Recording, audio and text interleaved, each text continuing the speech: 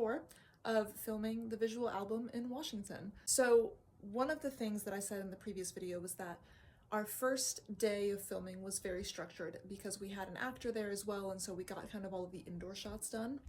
After that, David and I were on our own. We kind of took our time figuring out how to get to each location and film things as efficiently as we could, and we changed our schedule around a bunch. So rather than give you a day-to-day account, I'm gonna give you a couple of my favorite memories from filming. The first thing that I thought was just truly beautiful and inspiring was right in night 1 when we got to the RV. The magic that David worked with the lighting. That was the first time that like I saw it on camera and I was like, oh, this is gonna be amazing.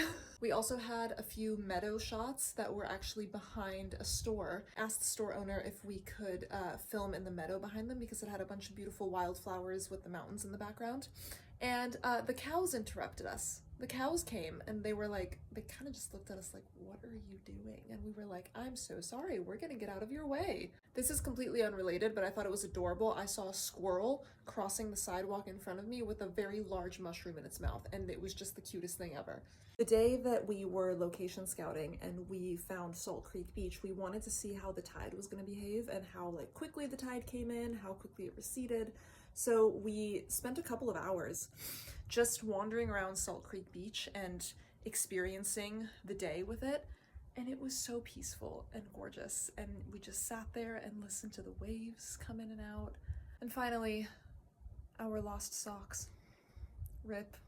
So when we were filming at Salt Creek Beach, we took off our shoes and like put a pile of stuff just kind of on the side of the beach and started filming, and we didn't realize that the tide came in a little more quickly than we thought. And in the middle of filming, I like look around and I just see one of David's socks just floating by, and we kind of just stared at it for a moment, and then we were like, do we need those? Should we get those? We didn't get them. It floated away.